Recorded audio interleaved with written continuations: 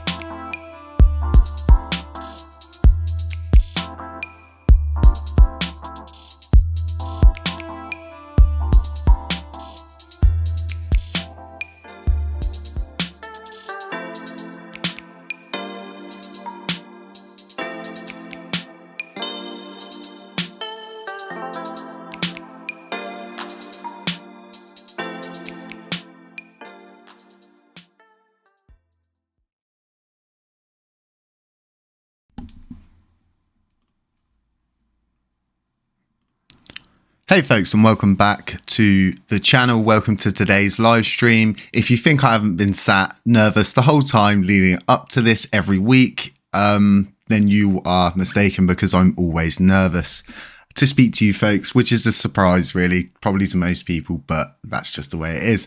So I hope you've all had a really, really nice week. Let me know in the comments if you've had a nice week, if there's been any hitches, what you've been up to and what's been going on. So we will be having Save the Moon coin on in around half an hour's time. We'll be speaking to them through their Discord, and they are going to be letting us know a little bit about their project, what they're about, what their goals are, and really just get them heard about in the community. Like I said, we do weigh the negatives out for these things, but at the end of it all, if it all does fail, we just don't end up with that extra utility or that extra burn initiative, so to speak. And there will always be more. And this will always be a continuing thing that is always developing across the board with people that want to help the community. So we will have them on. We'll hear what they've got to say. But for now, let's flick straight over to the crypto bubbles. And I am working on getting a good live stream set up. I don't know if you noticed the little flicky transition thing there, but Streamlabs is very new to me, so I'm still getting the hang of it myself. So let's go over to the crypto bubbles. As you can see, it is a red across the board apart from LUNC Classic, and this is for the week. So now we will flick it over today. And as you can see, there's a lot of stuff that is up across the board. It's one of those days today where the market doesn't quite know what it wants to do. And we can see this in Bitcoin. It's literally gone, yeah, nah, yeah, nah. And now it's currently dumping. Could we be seeing a down phase towards lower levels? Possibly yes, and anything like this is possible in crypto. And remember, Bitcoin will always drag the market with it. It's just how those coins kind of stick up for themselves, so to speak, during those times and how they hold up. And in my opinion, LUNC Classic is holding up very well. So as to the other prices of things, pretty much before we get into the main bulk of talking and everything like that and answering people's questions, just know that, like I said, on the week, we are up still a considerable amount. And compared to where we was previously, yeah, it's just so good to see good price action, and then seeing this during such a bad downturn for cryptocurrency in general. And like I said, as we know, Bitcoin does drag the market with it. So flicking it back to the crypto bubbles, I'll leave it on there, and I'm going to go over to the questions. And first of all, Peter Press, hi from Australia. Jana Thompson, show us the cat. I did post a photo in the Telegram group last night. I'm pretty sure you can jump in there and go take a look back, but I'll put a photo up today of her on Twitter. She's currently sleeping in her Nordic cat box, which she absolutely loves, especially on less warmer days like today. I think she's struggling with the heat, and then the going quite cold, then going humid, and people know how cats are. So anyway, less of the cat. Hello, sir. Lots of love. Happy from India. Thank you very much, Panky. Nice to see you here. Jonas 069 LUNC. Moonlight. We need to make sure if Save the Moon is legit or a rug pull. Yes, of course we do. And I have spoken to them previously. They're kind of finding their footing out there in the world. And yeah, none of this stuff on this channel is ever financial advice, folks. A lot of people have asked me to make contact with Save the Moon. I've made contact. I've spoken to them. And like I said, the negatives for LUNC Classic as a whole is that it doesn't end up with that extra utility, and it doesn't end up with that extra burn. So yeah, always do your own due diligence. So it's always something that you need to go away and research yourself. But from what research I can see, those are the negatives, and the positives are extra utility, extra burn. And ignoring people like this is not helping anybody, and we're always here to help the community and try and get what the community wants most. And a lot of people had asked for me to make contact, so I did. Wednesday, very close to 6k subscribers. Are we? I literally try not to pay attention to too much stuff like that, but last time I did check was when we hit 5k. I just can't believe how fast things are moving. It's all thanks to you folks. So moving forwards, Ben Thompson, can you explain why what you think might be going on with Binance main wallet. They seem to be moving LUNC out of lots of wallets, each containing 2.5 billion exactly. Yes, so as to this wallet, I'm going to do around a 15-minute video soon on my full speculation from start to finish, what I believe is happening with this wallet. Now, it's currently sending funds. It got up a little bit higher, and now it's been currently sending funds out of the wallet into what I call these bridge wallets. And from that point, then they're going out and being shuffled into a lot more different wallets. But this wallet's always on the move. As you can see, it just never ever stops. It's never stopped accumulating. And it was a shocker for me when Genesis hit. I woke up, went through my day, Genesis landed, and then all of a sudden I checked this wallet and 1 trillion coins had gone. You can imagine the disbelief on my face. So yeah, it's crazy. Binance can't keep all of their coins to $1. LUNC would have to gain a market cap of more than double every coin combined. Yes, and anybody who says that it's going to go to $1 is kidding themselves, because for that to happen, we need to burn a considerable amount of that circulating supply. And yes, it is possible, and yes, anything is possible. And I mean, look how much Shiba Inu's burnt. Look how much Vitalik Buterin sent to burn. I mean, he didn't gain anything from that, apart from the community's trust, I guess. A really honourable thing that he did. So as to what they're doing in the main wallet, like I said, I will do a proper video breaking that down of what I think. But I personally think that they are trying to gain the majority share of the circulating supply. And we can see this by the amount they're actually shuffling through the wallet. So I actually believe that they are holding not 2.5 trillion, but actually 3.5 trillion because of that 1 trillion that left the wallet. So moving forward, can't keep all the coins yet. I don't have any questions because I know everything is going nicely with leadership. Thank you very much, Panky. Yes, and Vegas does so much behind the scenes, so much work that he just doesn't get enough credit for what he does, in my opinion. He is literally just all the time. Everybody wants a piece of him because he's just working so many things, and he's working on a few more things I hope to be able to bring forward to you folks in the near future. So yeah, thank you for that. Moving on, July 1st, crypto pump this weekend. Is that a thing, Linux Master? Is that a thing? Is that what happens? July pumps? I said pumps. Think LUNC and UST have held well positive. Yes, Lee Wrigglesworth, I would say that as well. They've held so positively in this time, especially Lunar Classic. And now you can actually just see this is visible on the chart. And we don't have a really, really long chart for this. It's relatively new, as you can see. So everything in theory is actually untreaded water. So where we went up to was relatively good, and how we're holding now is brilliant. It's absolutely brilliant. Let's grab the crypto bubbles. What do you folks think about Save the Moon coin? Let me know in the comment section what you folks think about them. Let me know if you think it's a rug pull. Why do you think it's a rug pull? If you've got questions for them, just let me know. Let me know what you think. Because it is important. Just remember that it's always important that you folks are heard at all times, and that's something I aim to do. So if you've ever got anything, don't feel afraid to ask, or don't feel afraid that it's a silly question, because nothing, in my opinion, is a silly question. I learned that at a very young age, but still now as an adult, I learned that everything is a valuable question. It's just the way people react to them that actually makes it sound silly. But no, every person's, yeah, we should all be heard at the end of the day. That's what I'm saying. Good morning, fam. Just started my break. Glad I made it on time. We'll have to rewatch later after I get off of work. Thank you very much, Baron Dread. Thank you for being here. Thank you all for being here. Binance, they are going to make us or break us. Yeah, it's true. And we just do not know what their intentions are. But do remember this, folks. They did move 1 trillion coins during a blockchain halt, which is absolutely crazy for someone to have the power to actually do that whilst everybody else is locked out, unable to do anything whatsoever, unable to prosper from the pumps that actually happened around that time. And we have shown all of this in previous videos if you're not actually up to date with that side of things. July 1st, yep, but on every exchange transaction, only on some exchanges. Is that in relation to 3568? Alexandra. Good morning, Happy. Good morning, Texas Crypto.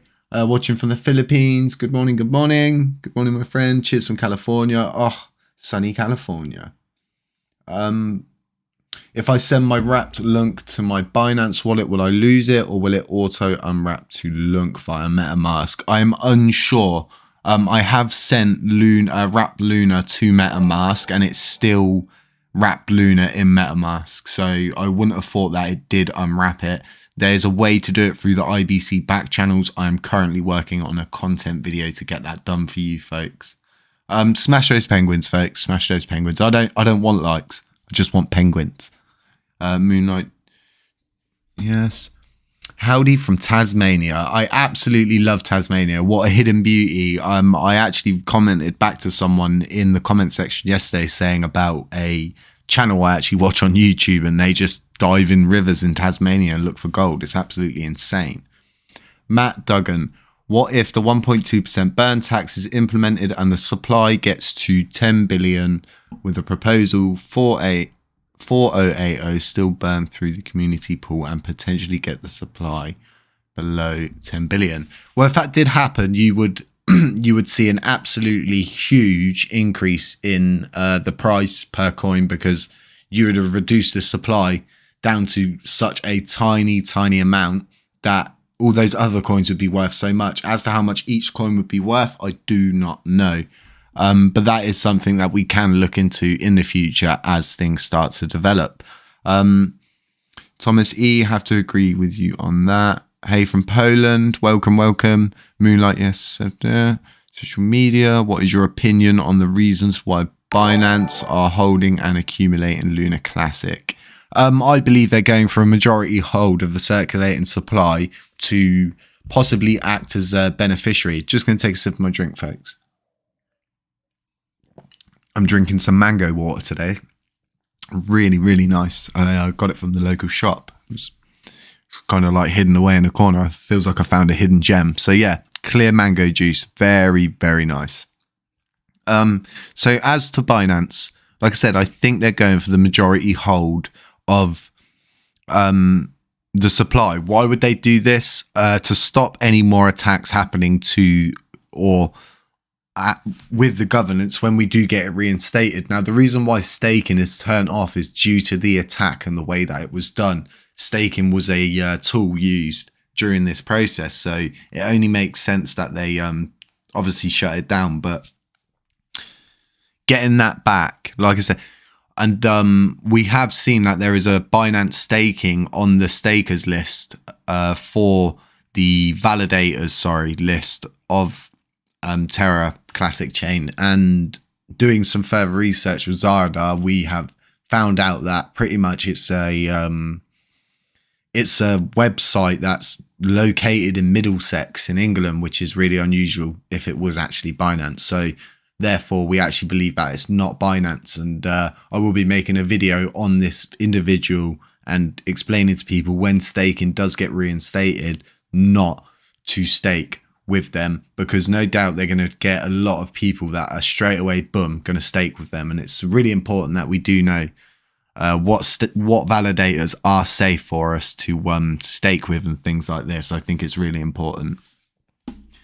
Some big ups from Switzerland. Yeah, thank you. Literally, thank you everyone for being here. How's Tassie? The 1.2% isn't out-chain burn. Do you mean an off-chain burn? It can be an off-chain burn, but it needs to be implemented manually by the exchange. They actually need to do it. Now, we do have Coin-In, which are currently going through that process of implementing it and pretty much treading that water. And no CEX has actually come forward and done this yet. So for them, they're actually running a trial with it in themselves. So yeah.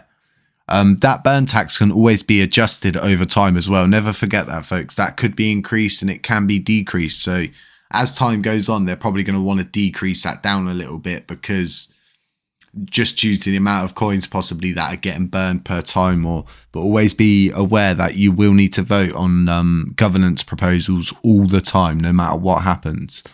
The 1.2, 1 penny is fine with me. Yeah, and I think a lot of people would be happy with a penny or a cent, so to speak. And a cent is a good price target to start with, in my opinion. Yeah, I would say that. Oh my sweet. Gabriel, thank you so much for the donation. Honestly, folks, you do not need to donate. YouTubers earn enough money, and I want you folks to prosper, not the channel. That's the whole point, is to get you folks to prosper.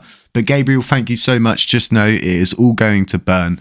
All the revenue from this channel is burning for the next 3 months. And guess what? The Lunar Classic Let It Burn channel's in its final 900 hours of public watch hours. That's it, folks. We get them 900 hours out of the way, and we never even have to think about watch hours ever again. We can just, the boat starts to row itself at that point. Does that make sense? We upgrade to a solar powered engine at that point that powers itself. Yeah, that's the best way I like to think about it.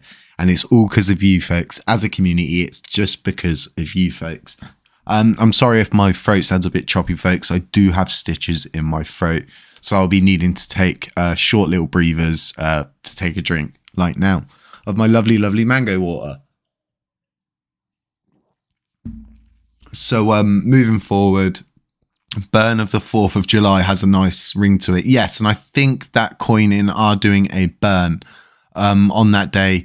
I'm not too sure though. I have made contact with them actually, folks, and we are supposed to be interviewing them on Monday, so I'll keep you updated as to that. It's going to be really interesting.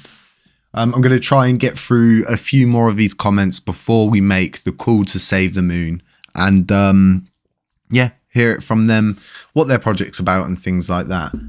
Where's Save the Moon? Binance. Jay, do you think Binance may be waiting on staking to stake 3 trillion? Yeah, I mean, yeah, but they would need to become a validator and get an active status first to make a good impact, and no new validators will be able to come on board if all goes to plan until around August, late August time, I would say, depending on the blockchain's speed and epochs and all those kind of lovely things. It will burn once the devs are finished. Once the code is out of test and in production, massive pumps will take us much higher. Yes, and EJ Stack, this isn't a process that's going to be a couple of weeks. This is, do you know what I mean? There's a lot of people like myself who are dedicating their lives to pretty much helping and trying to help fix this and keep the community together, keep you folks as informed as possible at all times. And I couldn't really ask for anything more from you folks. Honestly, you just do so much for the channel. It warms my heart. Honestly, I can't. It's crazy that some of these YouTubers out there, and like I said, I'm not comparing myself to anybody else, but I'm just saying it surprises me that the amount of advertising they do and coins and affiliates and all that kind of stuff. Like, it's insane. I guess once money can make you quite greedy, I guess, with some people, which is really sad to see. Yeah, I like giving, as you folks know. Hopefully picking up some merchandise today, so I'll be able to do a free t-shirt giveaway at the end of next month, or possibly at the start of this month at some time. So do keep an eye out for that one, folks. And we are going to be doing a NFT giveaway probably in the next couple of days, I would have thought, as well, actually, for the community. They'll be going out for free. We won't be selling any. We'll just be doing giveaways, and then you folks can do whatever you want with those NFTs after that. And yeah, this is just my way to give back to the community more and more and more, as much as I can where I can. So Binance lost a lot of money in the Lunar crash and they want it back, right? Yeah, that would make total sense. And that's something that everybody overlooks, is the amount of money Binance has lost to this is absolutely insane. As to the amount they lost, I think it's like around the $1.9 billion mark. And if this is actually Binance accumulating, which I can't tell you that it definitely is them, folks, because like I said, I don't have a crystal ball. I can't see the future, and they've not actually addressed the coins to say they are theirs or they are not theirs. And it's very peculiar that they did with some Bitcoin and the amount of heat they received. And yeah, so it's all food for thought, really. Happy, do you think Binance has planned to stake?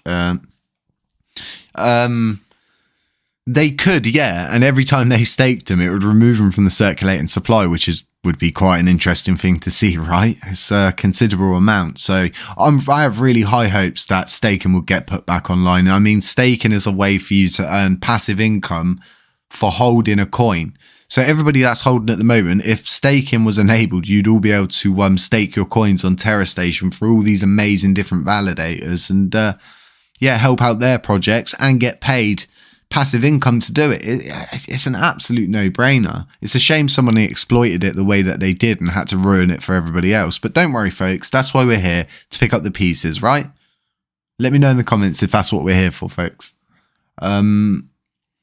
Metaverse Mayor of Gabriel of Lunatic City. Yes, and I'm waiting for my wallet to whitelist my Wax wallet so I can send some Wax to it from my other wallet, so that I can go and buy a piece of land in Deploy Starship, because I really want to play on their metaverse. And like I said, I'm an avid gamer. I have a good PC set up for playing PC games of such, so I'm really interested. And I was thinking maybe I could possibly do some streams and stuff of us when we're building up the Lunar Classic Let It Burn headquarters inside that metaverse. I think it's going to be really interesting, so do keep an eye out for that. I take that hacker group with a grain of salt. Which hacker group is that? Anonymous. CZ wanted to burn, not fork 2.0. He said yes, he did, and since that statement he has remained absolutely silent. Hi HCC, thank you for a lot of your effort. I just want to ask about CZ and the burning. We don't know what Binance's plan is. We honestly don't. I wish I knew what the plan was, but I really don't. As to them burning, when you do the maths of how much they've got, and I'm pretty sure they could burn a certain amount and it would leave the rest of what they have worth way more than the whole adventure, so to speak. Binance has started moving chunks of LUNC out of the main wallet into a separate sequence of smaller wallets that all hold exactly 2.5 billion each. Yes, and this could be the setup of a new sequence of bridging wallets. I have seen this before, and I have covered this previously in my previous videos, but I can actually get that up. I think I can get that up right now. Yeah, I can, because I've got the stream set up properly. Okay, right, here we go. Boom! Wow, mind blown, right? Okay, so this is how they have moved the 1 trillion coins out of the main / exchange wallet. Okay, folks, and it's pretty much, it's in what is called like a cycle. Now, I've looked this up and done some study on it, and it is quite common for these kind of things to happen. They actually do this to actually generate fake volume. Well, people call it fake volume, but it's actual volume because they're moving the coins around, right? And this creates volume for the coins. Apparently, they do this with a lot of different coins, and it's very common, apparently, to just do what they're doing here. But the issue is they moved 1 trillion of their coins out of their main / withdraw during a blockchain halt, and then it got siphoned out into these wallets here. And then what happens is it keeps going around in a cycle, and every time it reaches this section of a cycle, this then sends some to burn. On sending to burn, it's like the most minuscule amount that you could even imagine compared to the amount that's cycling. And the rest that is left, it then goes around, and if you follow my cursor, it goes to this bridge wallet here. And then from that bridge wallet, it's then split out again. And then it just starts again, and it's just a big wishy-washy of volume goodness, in my opinion. But as to what they're doing and why they're doing it, we just don't know. It really is a mystery at the moment. We can only speculate so much. Like I said, I could be completely wrong, folks. Remember that. And I'm always prepared for either or. If I'm wrong or if I'm right, or if we're slightly wrong but slightly right, I'm prepared, because at the end of this all, it's just... It was enough for myself to have my eyebrows raised and think, well, hang on a minute, no other exchanges are holding this much. What's going on here? And they just keep accumulating. And then when we saw the price pump, they kept accumulating more. The price is dumping, and they're still doing heavy accumulation. And I know people are noticing little bits going out of the wallet, but give it a couple of hours and they will have got the wallet up higher. It's just the way it works. It's quite common to see them filtering coins out whilst actually bulking the wallet up still. As to what they're doing, do not have a clue. I can only speculate. Like I say, I'm going to do a proper speculation video and really make it stand out from my point of view what I think could possibly be going on. Thanks for the answer. I haven't tested it yet. Was hoping to get an answer to not waste money. Look forward to that video. Penguin Gang coming at you like a spatula. Gang. Yes, LL Cool J. Thank you very much for being here. I really appreciate everyone who's being here, especially the familiar faces. I'm starting to pick up on people. Gabriel, LL Cool J. There's so many other people. I think Jana's in here as well. Jana Thompson. But yeah, I will work harder and try remembering more and more people. And I guess the more that we do this, the more we will get to know each other, so to speak, you know. There we go. Look, Jana Thompson. Okay, I want them all. Is it better to keep LUNC on an exchange or in a wallet? I'm new to crypto. Well, now it depends. It depends what your plan is. If it's for the long haul, then putting it in a wallet is always a good idea. But remember, you have to pay fees to move money. So always incorporate that into the amount. So if you're going to put, say, $20 of an investment, if you're going to put $20 down on something, you're better off probably just not moving it off the exchange into a cold wallet, so to speak, or something similar, because it's going to cost you probably, like, depending on, especially if it's an Ethereum based coin, ERC 20 token, it's going to cost you a buttload, so to speak, to get it on and off. Yeah. What do you think about this tweet? I can't see what tweet it is, so I'll come back to that. If it's about Binance's tweet saying about little fees, I find it very, very interesting. So about 3 minutes, folks, and I'm going to give the people at Save the Moon Coin a little call, and we'll hear from them. LinoX Master, HappyCattyCrypto, you are a rare sorry, my throat's going.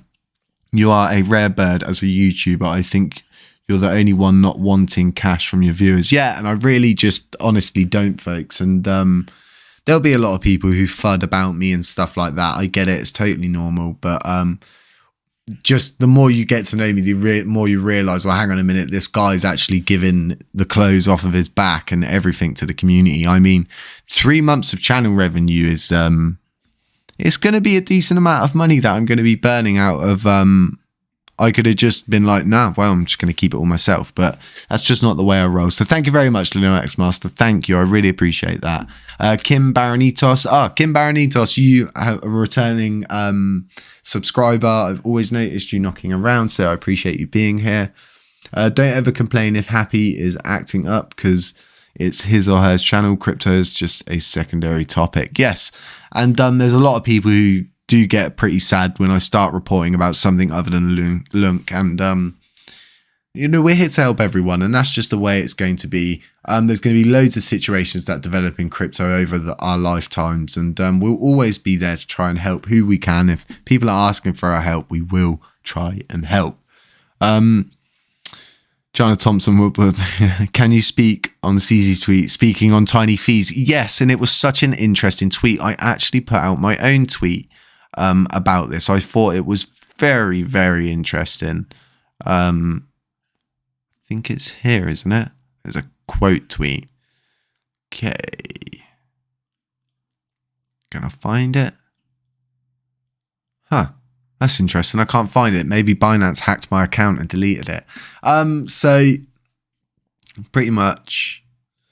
So interestingly enough, this person has actually just responded. Wait, don't tell me you're talking about burning fees. Now, like I said, it's all just, they've done a lot of coded stuff. So do we know what they're going to do? I don't. But as to that tweet, it's very cryptic and very targeted as to little fees, because 1.2% burn tax is really small amount on every transaction on chain. But if we get it off chain, it wouldn't be such a small amount then.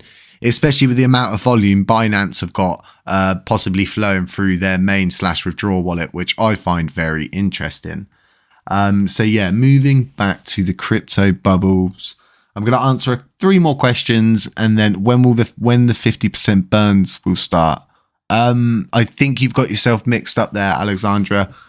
That is not a 50% burn. It is a 35% burn tax on the community pool, and it is once a month. Yo, Catty, you mentioned Daisy in one of your vids. Do you play? Yes, yeah, I do. Well, I used to. I haven't played for as long as this YouTube channel's been alive. But yeah, I've got around 3,600 hours. Pretty good with the SKS, and yeah, I'm I guess I've got that many hours, so I'm pretty good at driving. No one likes to get in with me because I go absolutely full steam. Okay, so let's try give the folks over at Save the Moon Coin a call. Okay, here we go. Let's see if they're gonna answer. Oh, we've got one. We've got 2. Hello? Hey, Hi, folks. Can you hear me? can you hear me?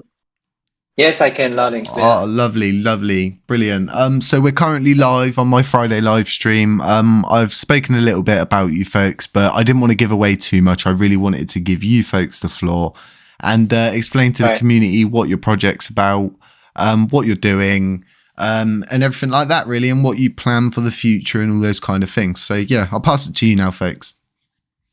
All right, thanks. I think first things first, thanks for having us on. We're not really used to speaking to like so many people at once, so pardon us if we sound nervous or anything like that. But yeah, thanks for having us. We're part of the Save the Moon team. We don't know exactly what you've been told or what you know, but we just kind of run through a little bit about what we are about, and then we just try to keep it short, I guess. Essentially, we are a bunch of lunatics who got caught in the crash, and we felt that things are really horrible right at this point in time because apart from the crash, the market is bearish right now. Things are looking really bleak, for a lot of us. So a bunch of us got together. We felt that we could do something with the things that we're good at. We have a developer, we have marketers, and we have a whole bunch of different people with different skill sets. And we decided to say, hey, okay, how about let's try something. We realized really early on in our journey in, I guess, the Terra ecosystem, Luna and UST, that one of the biggest flaws that it had that we wish would have been changed like really early on was burning more tokens or even burning more Luna, right from the get-go. The hyperinflationary measure of it was really expounded later on in the game, as everyone saw firsthand. And we think that there is still some possibility of, I guess in a way, a comeback or something.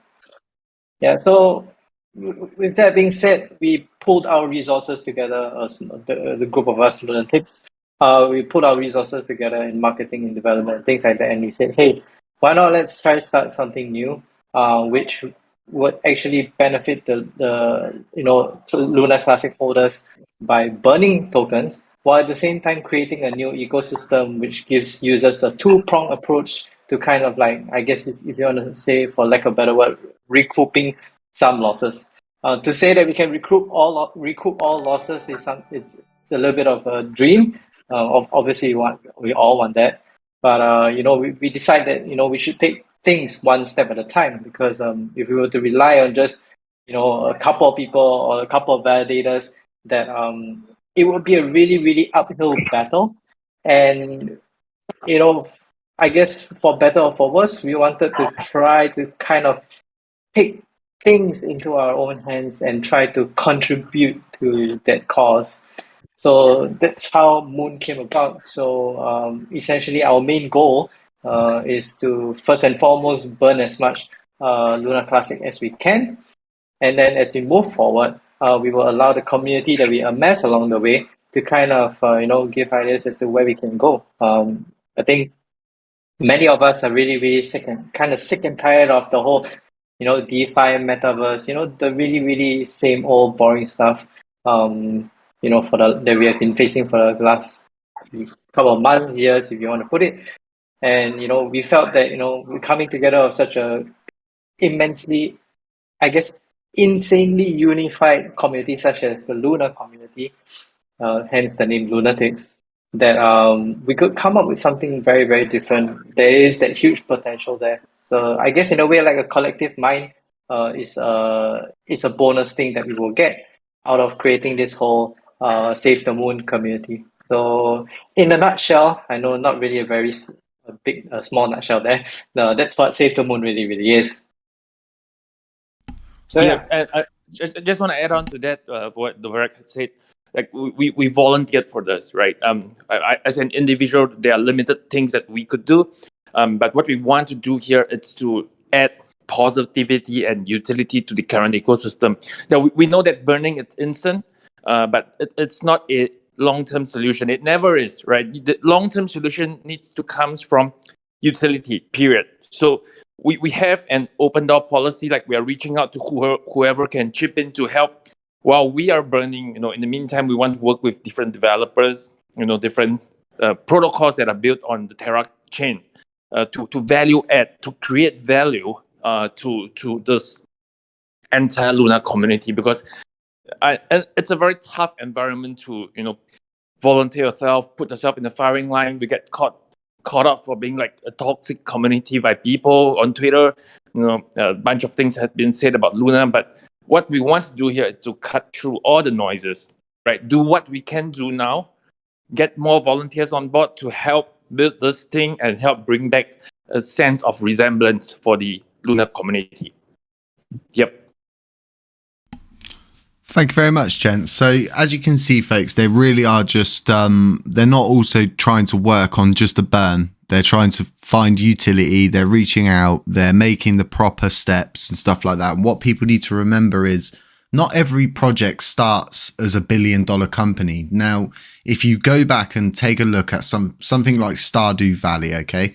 Stardew Valley started as a really simple idea. I don't think there was many people to it. And now it's one of the most played games across everything: PC, mobile device, tablets, things like that. So not every project starts big. Okay.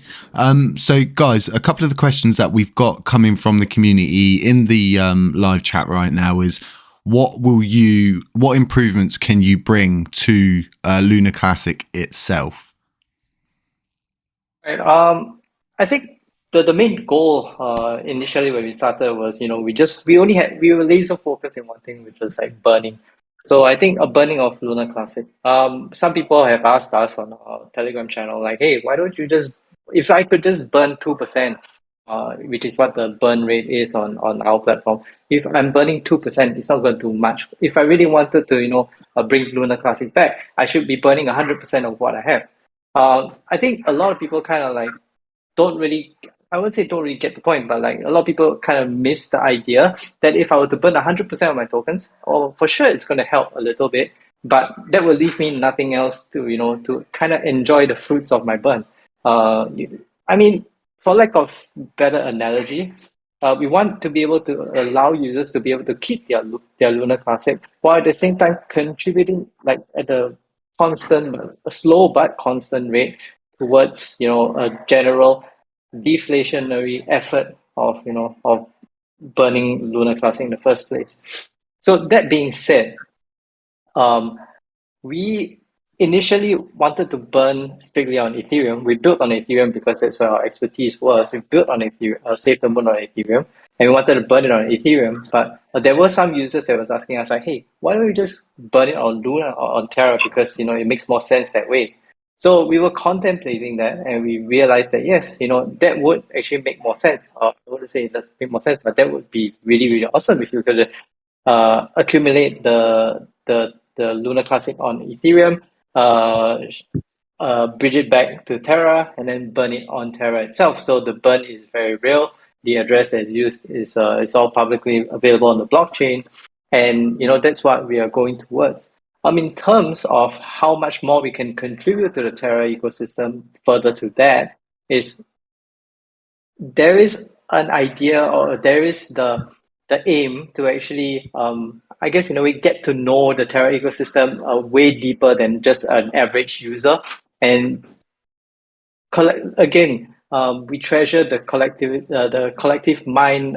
mindset, and we want to be able to actually tap on, or contribute to Terra as an ecosystem itself in terms of developmental work, helping other protocols or other projects on there, or seeking help, things like that. I think at this point, it's really, really important to kind of work together, regardless of which chain we are on, to actually be able to provide not just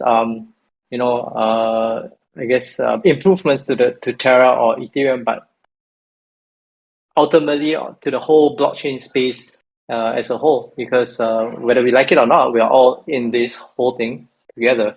So I mean, that's what we feel would be a really, really good way of being able to build and actually go beyond what we have today and come out to something more beautiful, Yes. I guess you can say, or interesting, or different. Yeah. So that's what we aim to do. Exactly. We can think of this this way. Like, I mean, like, as an analogy, you could think of burning Luna like the engine of the vehicle, right? And the fuel that keeps the engine running would be the utility part of this thing. So right now it's like, real open door policy that, we are open to work with existing fuel providers, like for example Starship, right? Any product that has a utility that can be utilized to burn or to accelerate the burn would be very, very much welcome within the community itself, and by and large the entire Terra community. Yes. Yep. So pretty much, folks, it's not always as well people that are going to be already on the chain. What we always say to you folks as well as a community is we're always looking to bring people over to the chain. And when you're bringing people to the chain, that means it's new to them. They need to learn the system. They need to find their little places where they fit in and stuff like that. Now, whilst you two have been talking, I've been just scrolling through the Shiba Burn portal, which is powered by Ryoshi's vision. Now, this is a relatively new thing that the developers have brought forward, in which instead of just burning your coins as a community, you can burn them through this portal and you are therefore rewarded with Ryoshi's vision coins. Now, as to Ryoshi's vision coins' actual utility in use, it doesn't actually have any. So therefore, Shiba Inu holders are being rewarded with a coin that doesn't actually have any utility. So therefore its priced is based off of pretty much how many people are burning, how many people are holding that coin, and all kinds of things like that. And pretty much it's like a reverse concept with you guys, isn't it? So you buying your coin, which in turn then burns a portion of Luna Classic, right? Sorry, I kind of got cut off at the moment there. Could you repeat the question again? Sorry about that. That's okay, it's not a problem. So I was pretty much saying the concept of your coin is for every person who buys one of your coins, right? You burn a percentage of Luna Classic, correct? Yeah, that's right. Yeah, brilliant. Like to make some like amendments, like when we talk about like buying tokens, because for Moon tokens there's literally like no public sale, so it's like swapping from the liquidity pool itself. We're not doing any fundraise or public sales. We're not trying to like make funds from the sale of the Moon tokens. It's mainly as a short-term solution for now, right? And then what's up next? It's to really, either we do it ourselves with our dev team to launch. It could be a P2E versus a product that has the right fit for the current market, that has that is able to value it. Or we work with existing protocols that has the common vision that we share to accelerate the burn of Luna Classic tokens. And I would say that again, that the burning has to be done through utility from the long-term outlook. Yep. Brilliant. Thank you very much, chaps. Thank you very much. Is there anything else you'd like to say to the community, just to pretty much bring this to a close? All right, I may start that. There are a lot of like Luna burning communities out there. I personally choose not to make any differentiation between either of those. I think the methods that everyone utilize could be different, but I believe all of us share the same objective, the same common good. So I think now it's more than ever. Now it's the time for every one of us to come together, pool our resources together for the common good, instead of making differentiation, creating division, and sending out the message to the rest of the crypto world like, oh, this lunatic community is like this toxic. So personally, I feel that going forward, it's unity, the togetherness, the collective mindset. It's the most important while we are building out something. While we are collaborating with different developers to create value, I'd say, not about price, create value and solve problems within the Terra ecosystem. Brilliant. Awesome. Okay, then, guys, thank you. Yeah, thanks for really having us. We really enjoyed it. It's not a problem. Honestly, like I said, these projects, big or small, need to be looked at regardless of size. Your ability to reach the community shouldn't be based on the amount of following you have, because everybody's got to start somewhere. And at the end of the day, like I said, these folks do need to be heard. And so we'll be following Save the Moon Coin. We'll be tracking their progress and we'll be keeping up to date with them. But that'll be all from them, guys. So thank you very much for coming on, you two, and we will speak to you again in the future. Thanks, Happy. Appreciate it. Thank you so much, guys. All the best. Thank you. All right. All the best to you too. Thank you. So there you go, folks. So pretty much like I said, regardless of the size of these projects, big or small, we always need to just do a weigh-in, so to speak, put it on the scales and go, well, hang on a minute, what are the negative outcomes? Okay, so it's a fail. If the project fails, how do we end up? Okay, so we're no different to where we started off to where we could have been. And if the project prospers, then it's okay. And like they said, they're not selling coins. You can only swap to get these coins. And from what I can tell, they are really just trying to find their foot in. They're trying to make themselves heard. They're trying to just get the gears of the process moving, so to speak. But yeah, save the moon coin, folks. Not financial advice. And always go and read the white papers for these coins and things like that if you are going to go and invest. But like I said, it's not financial advice. They're very new to the scene, and do your own research, do your own due diligence. So I'm just going to take a sip of my drink. One sec.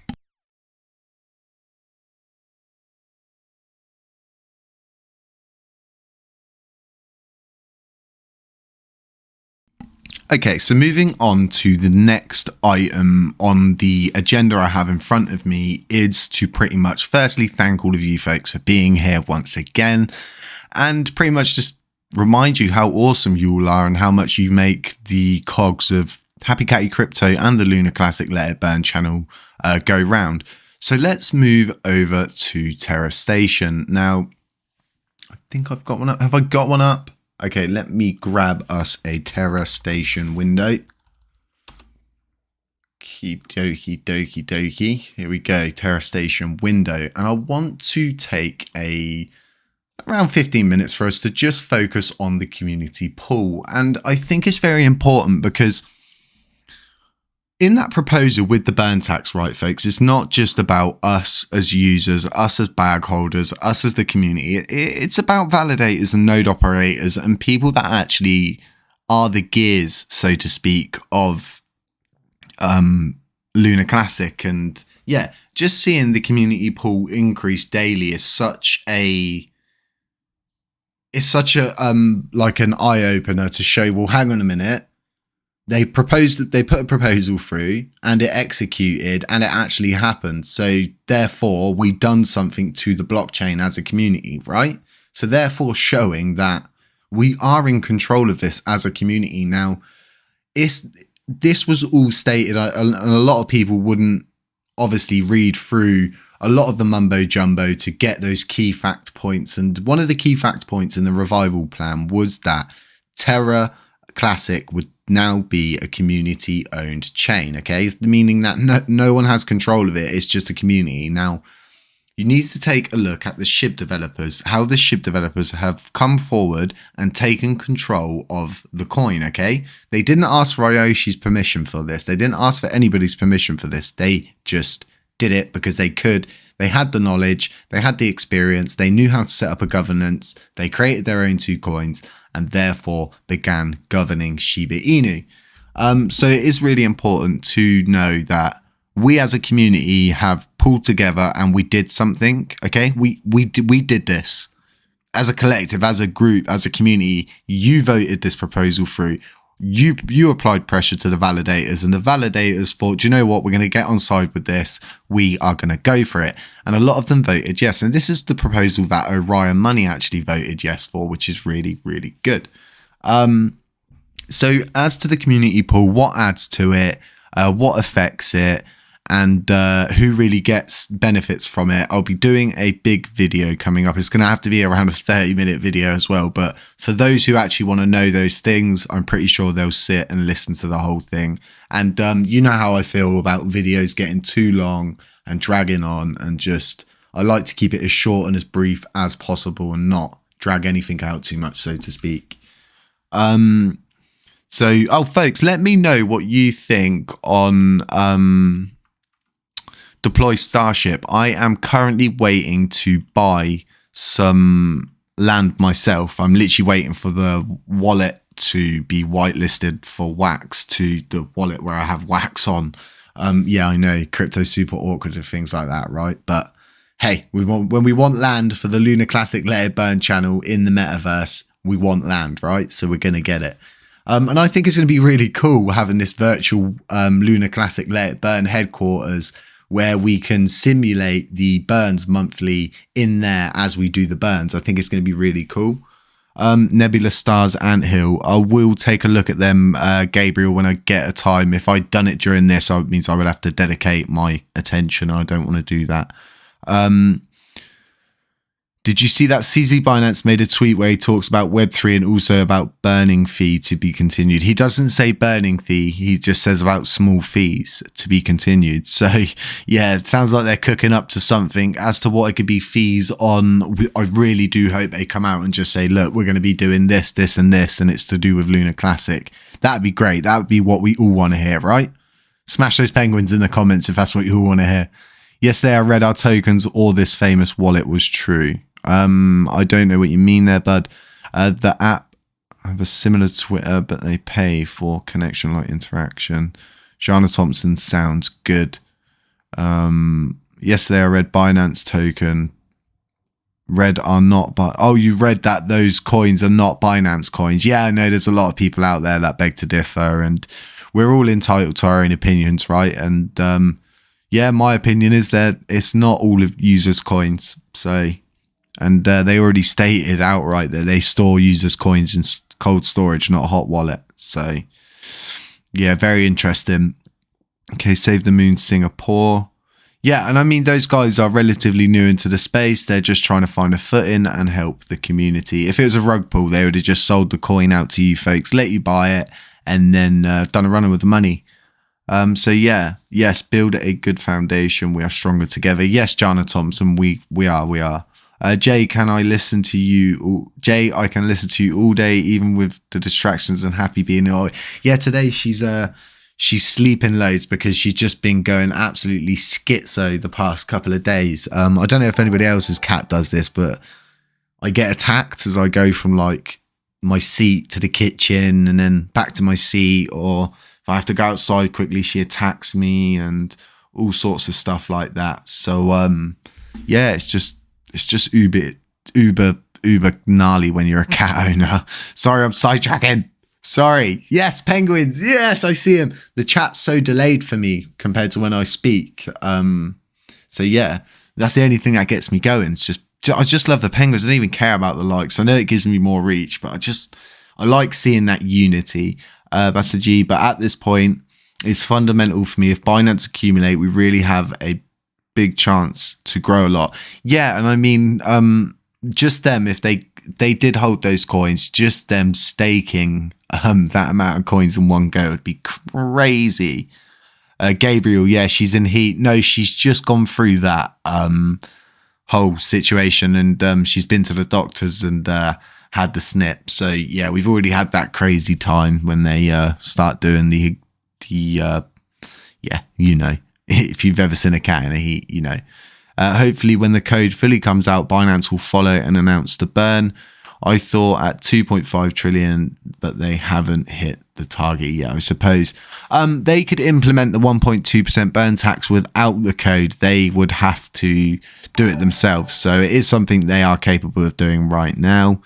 CZ goes live on Twitter. What, he's going live on Twitter now, or he has been live on Twitter, Max? Sidetrack is what makes it fun. Yeah, and I mean, it makes up quite a majority amount of my day, to be quite honest. So, okay, let's move forward to this Binance wallet on the Blockchain Explorer, because I think it's pretty important to address the amount that has moved through this wallet. So a lot of people who say it's not used as coins actually don't tell people that the wallet itself has moved 6.24 trillion coins through it. So it's absolutely crazy. Would I join CZ livestream on Twitter? Yeah, you know I would. He was talking in Paris recently, and I really wanted to go over and try and get into the conference, but I don't think I would have been allowed in. Now in 5 minutes or so. Is he actually? He's not actually, is he? Oh my God, he is going live with Bankless HQ. Oh yeah. Okay, interesting. Folks, would you like to go through this live stream? Do we want to watch this whilst it's happening?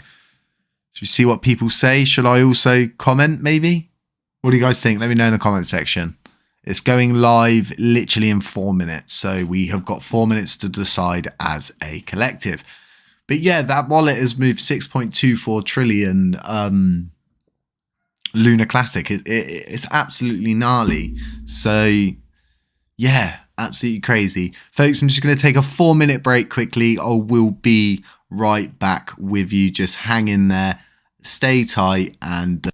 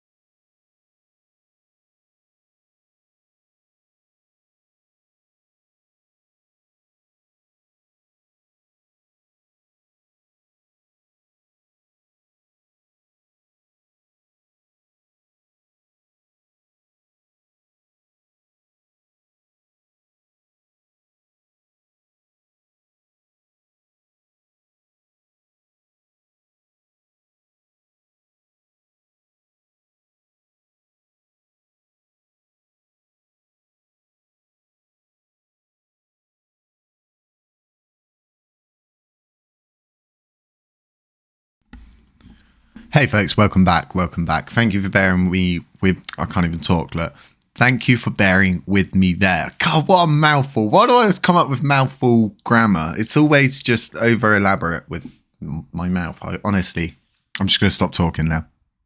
Okay, maybe I won't because I'm on live stream. So yeah, a lot of people are saying, yeah, absolutely, they want to watch this. So we're going to watch this. We're going to comment, and I am just going to keep asking, please address the burn wallet. Please address the main/withdraw wallet. But remember, this is CZ's bear market plan. So yeah, it might be interesting to watch. So we will quickly update the name. Let's change it to something interesting like CZ Binance. What do you reckon, folks? Do you reckon it's going to be any good? Do you think he's going to address the wallet? Do you think he's going to address the burn tax? It's really interesting, to be fair, isn't it? That he's made that tweet and all of a sudden he's going on a live stream. I'm kind of excited. Who else is excited? Smash those penguins. We want Happy.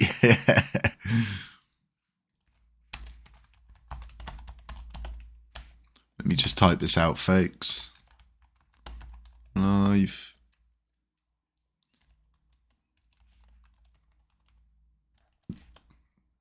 CZ's market plans. Bear market plans. I hope you can hear my keyboard going.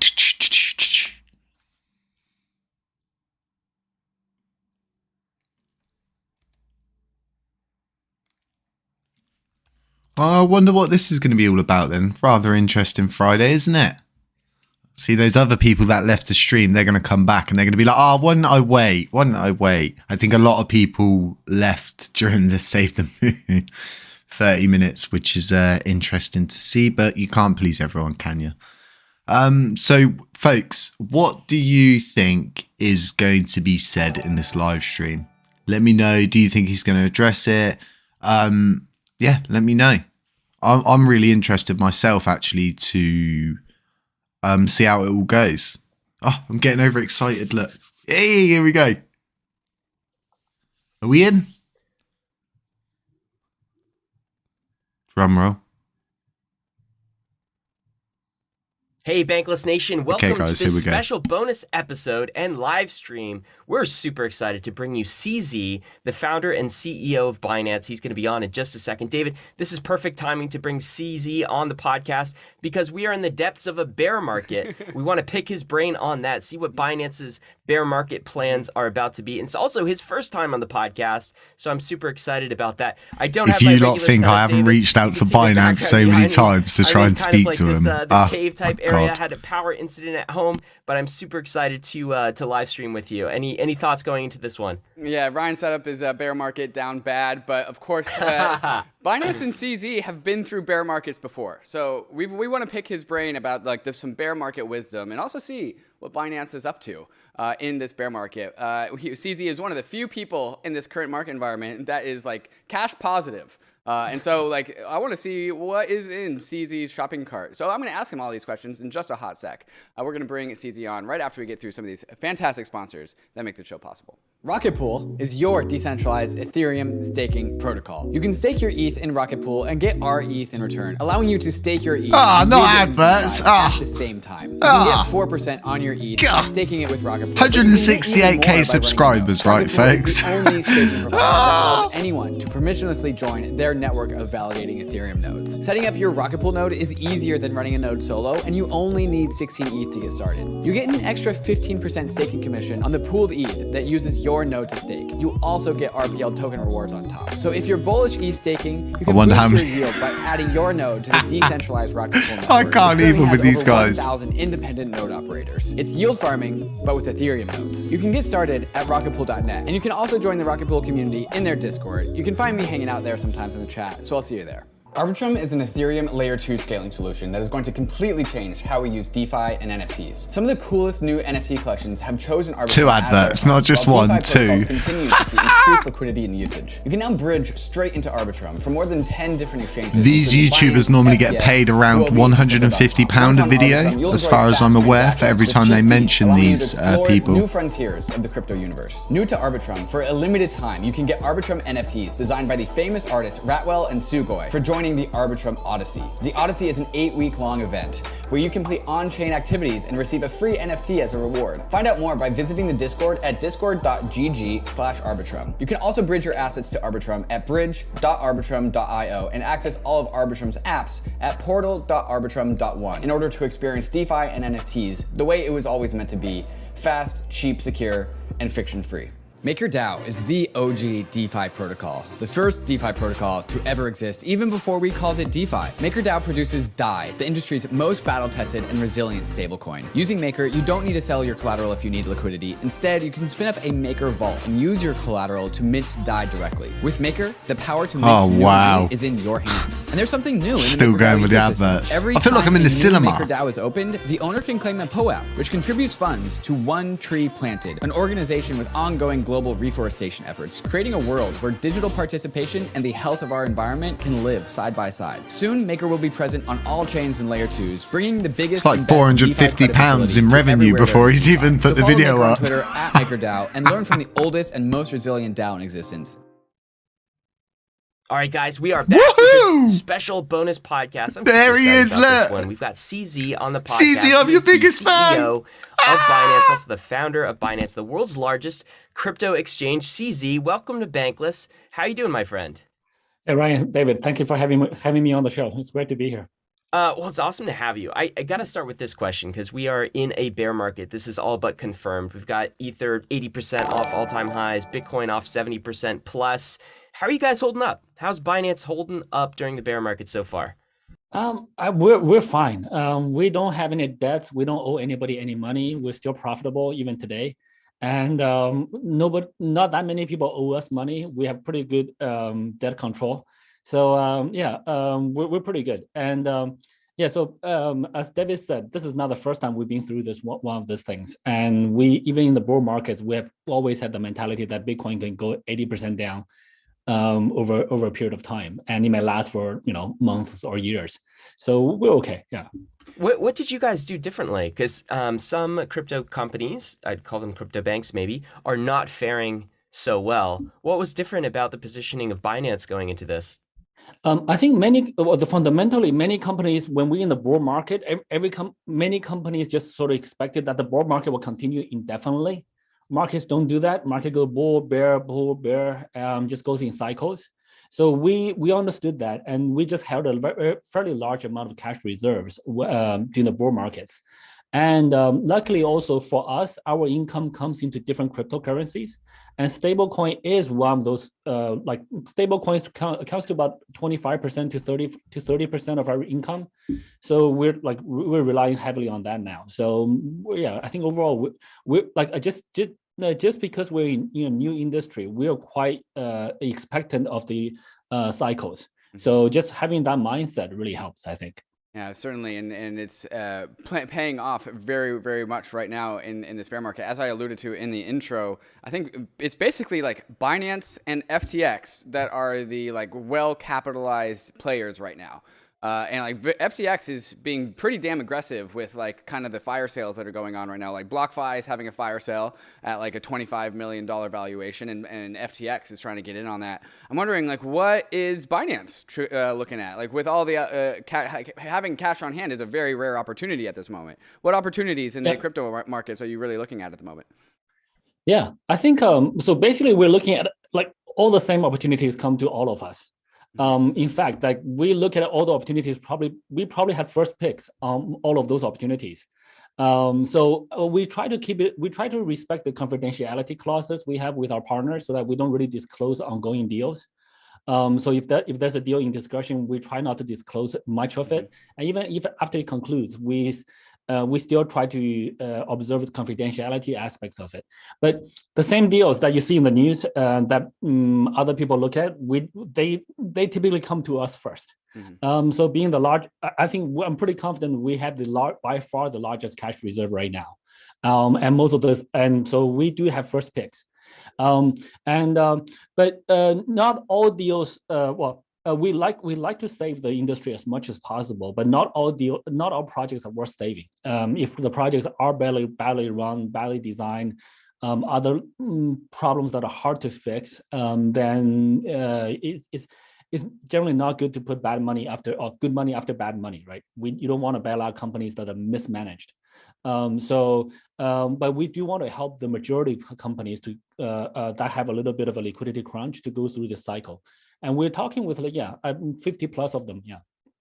Wow, 50 plus of them. I think like people are taking bets and who's going to bail out more of these crypto companies, is it SBF or CZ? I guess that remains to be seen. I think we both have to do our part. Whoever has cash right now should do their part. I think FTX is more US focused. Sam is in the US all the time, etc. So we're more globally distributed. So there's a large number of deals in the US. And also during the last couple of years, there's a lot of lending protocols developed in the US. So quite a number of them are on the liquidity crunch. So there's more deals happening in the US, but we're looking at that. But we're also looking at the world globally as well. But I think it's not us versus them. It's really like, let's all do what we can. Yeah, and what are you how are you hoping to position Binance coming out of this? So, I mean, bear markets, if you can sustain through them. This goes for a retail holder, bankless listener. If you sustain yourself through the bear market, you come out stronger on the other side. It also goes, the same principle applies to crypto companies, and Binance is no exception, of course. So you guys have an opportunity actually to get stronger during the bear market and to come back the next cycle even stronger. In what ways would you like to position yourself during the bear market to come out stronger? By buying all of the Luna Classic out there are you developing, and then holding it. Are you planning to invest in? Sure. I mean, there's two aspects, right? So for industry players like ourselves, now is actually the best time to hire talent. So there's much more talent available in the pool now. And also, you don't have we have less other companies competing for the same talent with ridiculous salaries, compensation, etc. That didn't make sense. I mean, a year ago, if like a university grad out of college, if they knew Solidity programming, they can get an offer for $500,000 a year. I mean, I think that's kind of, that's a bit overboard, to be honest. So now we're seeing much more reasonable situations in the industry. We're looking at investing more. In bear markets, there will be more consolidation. And the guys who have cash and the guys who are left standing, who have very strong business models and strong product will benefit. We actually will, there will be more consolidation, which means basically more market share, more users. The total number of users may stay the same or even drop a little bit because people, some bear market push some of the people out. But the market share increases and the positions, the influence increases. When the next bull market comes, we're in a very good position to take advantage of that. And then the investments, M&As are all tied to that. For retail investors, the first thing, of course, is to survive. So make sure that you have enough money that your lifestyle is not impacted. The second thing, if you have extra money, now is actually not a bad time. Well, different people use different strategies. I don't want to recommend any specific strategy, but some people like, microseller, El Salvador, they're buying now so that the average cost actually comes down. And if they can last for a few through this bear market, on the next bull market, they'll have more holdings. So now it's actually a very cheap time to buy. If we're in a bear market, I want to be careful giving financial advices, not giving financial advices. So, but for retail investors, it's the same. Like focus on. My advice is always the same. Focus on a small number of projects that you know well. And if you know that the project is going to survive, and you can tolerate the risk, by all means. But understand that tomorrow the market may go down even further. It may go up, it may go down. Nobody knows what's going to happen tomorrow. But longer term horizon, the industry is staying. The industry is not going away. There's more apps being developed. There's more people in the industry. So the industry is going to get bigger if we look at 5, 10, 20-year horizons. TZ, you put out a tweet talking about how many positions that you're hiring at Binance. I want to actually go into that a little bit, but first, before we do, a little bit more on the bear market, because like I said in the intro again, like you've been through bear markets before, Binance has been through bear markets before. This is nothing new under the sun. A lot of us have been through bear markets before, and historically in the crypto space, bear markets last about 2.5 years. We have this like 2-year bull run, we have this 2-year bear market, and this thing just perpetuates. However, this time it does feel a little bit different. We have like this macro story of just like there's war in Europe. We have unprecedented inflation in the United States. Like we're super indebted. The global reserve currency is super indebted. And so there's a lot of murmurings about like this time it might be different. So I'm wondering, how have you positioned Binance and Binance's cash position and your investments with this like uncertainty as to how long this bear market really lasts? Like, do you have an opinion about how long this bear market's going to be? I don't really have no opinion. It's very hard to predict the future, but historically we've seen very accurate 4-year cycles. But there's also many things in the world that are 4 years. The Bitcoin halving is every 4 years. The United President's election is every 4 years. The stock market goes through a 4-year cycle as well. If you look at it historically, so it doesn't mean that the next cycle will be exactly 4 years. But I think there is a pretty decent probability that that might happen. But if we look at all the other different things that you just mentioned, that you said are different, the inflation, the war, everything else, those things should really help the crypto industry. Those things should really push people to want, the inflation should push people to want to hold a limited supply asset. So the war and the more the world is divided, the more that the Bitcoin is a very global currency that actually shines. So the more those issues happen, the more people should need, well, the advantages of crypto blockchain is actually more clear. So yeah, to be honest, to be very frank, I was kind of surprised that Bitcoin only made an all-time high at 68,000. I thought it was going to go much higher, but again, I was wrong. So I'm never good at predictions. But all of those things, in theory, should help crypto. But the fact that right now we're going through a winter is kind of surprising to me. But again, no one can predict markets. I can't. But logics do work in the long run. So that's my experience. What if, CZ, it takes a long time for crypto to repair, right? It's like, as you said, we're used to these like 4-year cycles. And so I put out a tweet the other day and I just asked people, what do you guys think? How much longer will the bear market go? 1 year, 2 years, 3 years, or 5+ years, right? 80% of crypto Twitter people said 2 years or less. That's what everyone's expecting. But as David was saying, this might not be the case this time. What if we're in for, and I'm optimistic that it is, of course, this is bankless, we're perma bulls, we're never going to be bearish on this space. But what if it lasts a bit longer? What if we're talking about like 4 years, 5 years, and we're still not back to Bitcoin and ETH all-time highs? What happens to the industry? Does it wither away and die, or are we going to be okay?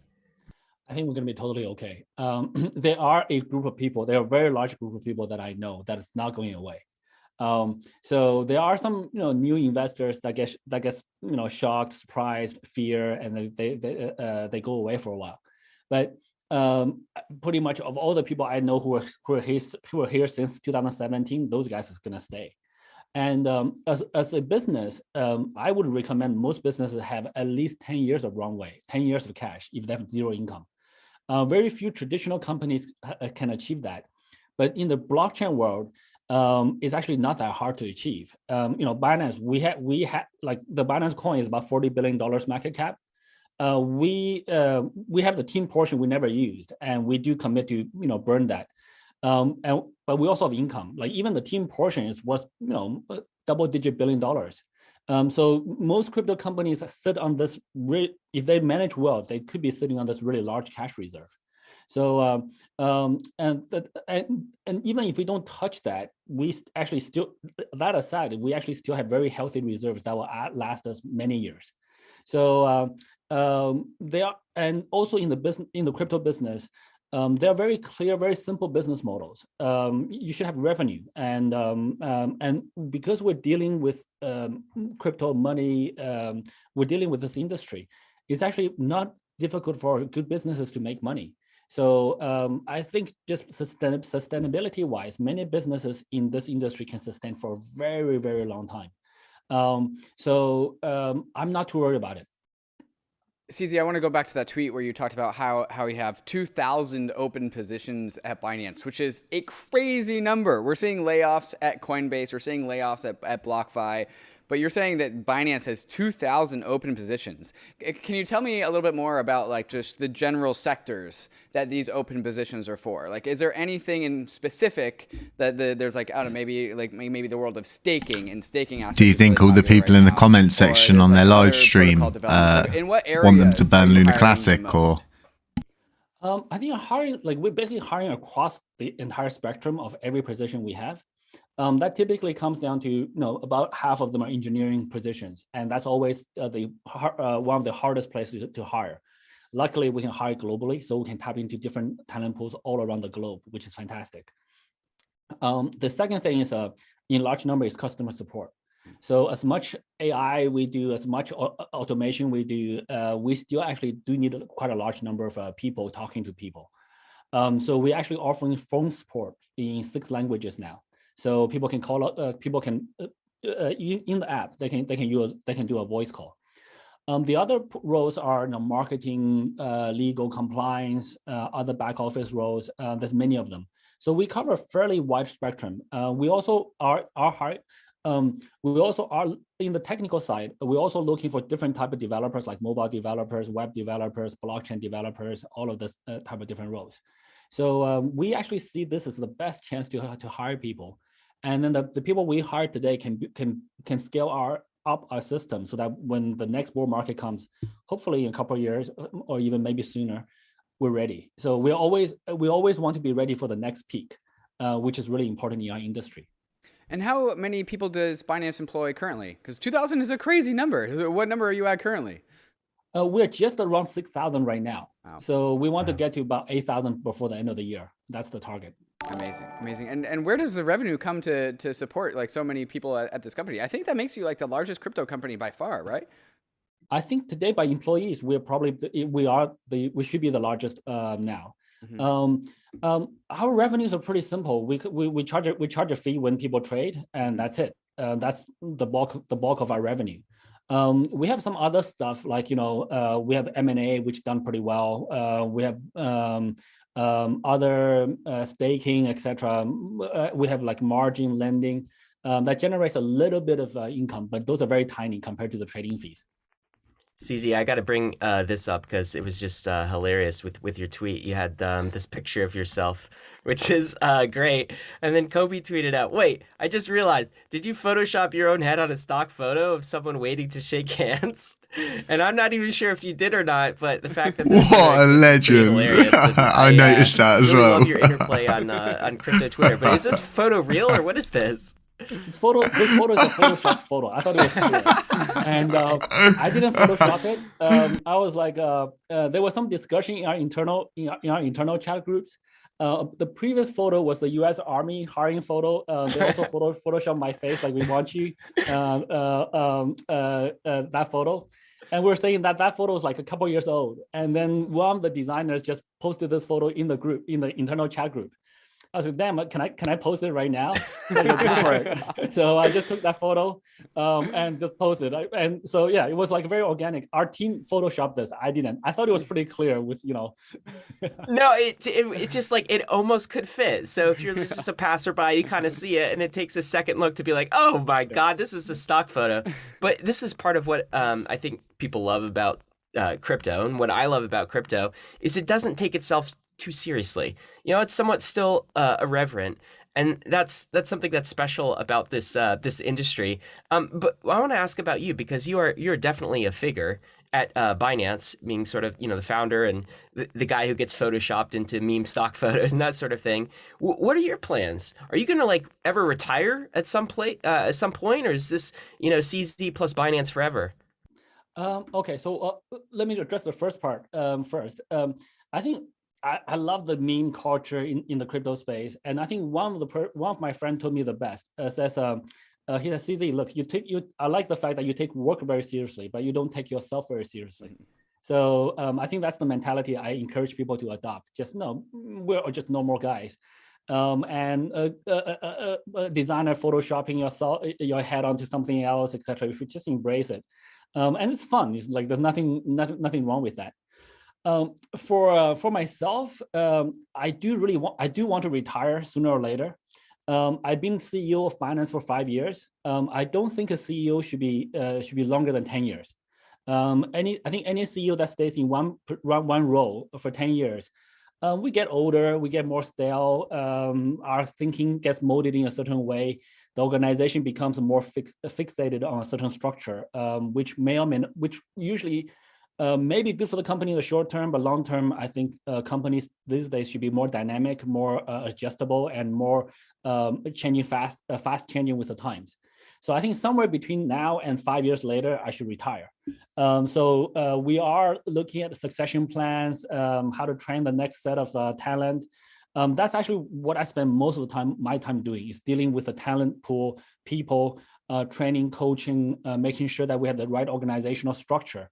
I actually don't do any specific operational stuff. I look much more at the human side of things. So yeah, I do think CEOs should not be more than 10 years. So somewhere between 5 to 10 years is a perfect time for a CEO to transition out, get new blood in. And so like when I transition out, I may become a chairman for a couple of years and then retire completely.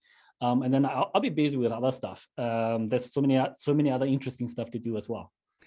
At what point, what do you want Binance to become when you know that it's ready for CZ to take a step back? Like where is Binance today, and where does it need to be before you are comfortable giving the keys to the kingdom to somebody else? What's left to do?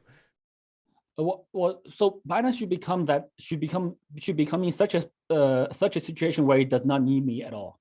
And today I'm taking steps back. I'm taking more and more steps back. I'm delegating a lot more. So today the operations of Binance, I can go on vacation for like I can turn off my phone for like a week. Binance will be completely fine. Even a month, I think Binance will be completely fine. There's some strategic decisions they still come to me and ask for my opinions. I'm stepping further and further back. I'm like you guys decide. Those decisions should not be made by me. So and I think, to be honest, today Binance is already very strong. I think even if I retire today, it's probably not a big deal. And Binance will continue, but I would like to see Binance shape up as we're growing really, really quickly. Our organizational structure is not very fixed. In fact, we are experimenting with a lot of different structures, etc. The structure inside Binance is very dynamic. So I think in a couple of years, Binance will be at a point where Binance does not need CZ, which is a perfect place for Binance to be. And that's probably a time that I will say, hey, look, I can chill out and do other things. Yeah, and for Binance, but Binance itself, I think this I want to explain as well. Different companies in this industry have different. It's clear that they have different goals. Binance wants to provide tools for people to access crypto, so we want to be the infrastructure tools provider. Whereas even other exchanges, we can tell that they go into stock trading. They just want to be a trading house. They want to trade and they want to charge. They want to make money on commissions. Whereas we have a lot of tools that have no revenue. We have a decentralized wallet, Trust Wallet, that zero income, no revenue. We have CoinMarketCap. They used to rely on advertising revenue. We removed all advertising from CoinMarketCap, so we just provide access to crypto information. So we want to be the tools provider for crypto. This is the reason why we're not going to stocks. We're not going to provide stocks trading tools. We're in the Web3 crypto world. So there are some subtle differences between different companies that, at least from my perspective, I can see. Nothing wrong or right with any of the approaches, but Binance is more of a Web3 tools provider. Yeah, okay, that's interesting, the visions. We had Brian Armstrong on the podcast a few months ago. We also had SBF, and we asked kind of similar questions of like, what do you want your companies to be when they grow up, right? And with when we were talking with Brian, there's kind of this dichotomy of, do you want to be more like kind of a bank? So are you trying to get Binance larger than JP Morgan, let's say? I mean, 2.5 trillion in assets, something like this. Or there's this other path, because you're in Web3, you're in technology, where you could become more like a Silicon Valley company, like a Facebook. Are you competing with the banks? Are you competing with like the Facebooks and the Silicon Valley companies of the world? Is it a combination of both? Or is it something net new? How would you answer that question, CZ? Yeah, okay. I think in short, we definitely don't want to become a bank. That's very, very clear. And we actually also don't want to become Facebook. We don't want to hold people's cash, money. We also don't want to hold people's data. So you don't want to Facebook hold people's cash because you hold a lot of cash right now, right? today we do, but I think in 5-10 years, this decentralized exchanges will be bigger than centralized exchanges. So this is why we invest very heavily in blockchain development, wallets, cross wallet, ISF PAL, which we invested as well. We invest in multiple wallets. So I do believe that I would say maximum in 10 years, DEXs, DeFi is going to be bigger than CeFi. So there's a world for Binance where you guys still exist, you're still a market leader, but you have no custody of anyone's assets and private keys. You're just kind of a conduit, a Brit. Like, what does that look like? I don't think it's like I think it will take a long time for the centralized exchanges to go to zero, but I think it will take 10 years. This DeFi is going to be bigger than decentralized exchanges is going to be bigger than centralized ones. But the centralized ones will continue to play a role for many decades to come, I think, because there's still many people who are much more comfortable using an email and password. If you ask my parents' generation, they would much prefer that instead of using a USB stick to do encrypted backups of their private keys in a distributed manner, all this other stuff. But I think the technology will improve to a point where the decentralized stuff will be much more usable. It's actually easier to use because you don't have to do KYC, you don't have to do AML. All of these are very tedious processes that you can have your own control of your wallet.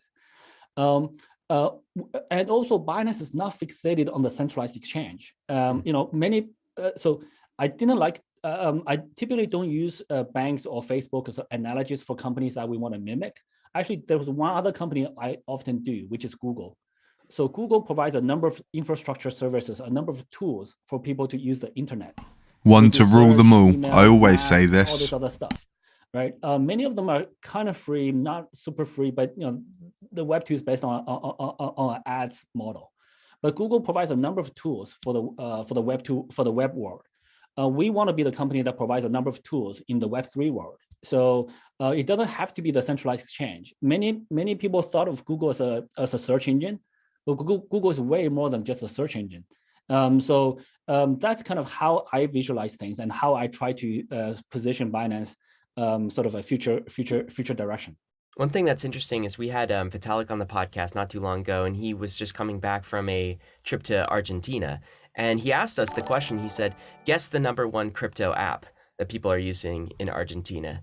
And we were like, I don't know, Uniswap? Is it Tron? Like, what is it? Binance, is what he said. And I think that people outside of the US don't necessarily, or outside of Europe, don't understand the breadth that Binance actually has, and particularly some of the developing world. And I'm wondering if you can kind of comment on that with the context of Binance being kind of like Google and providing tools and services, and like Google provides you a way to index, like see the internet, search the internet. What is Binance providing, say, a community or a country like Argentina that they're not getting from their existing financial infrastructure? Yeah. So I think this is a very good point actually. Binance.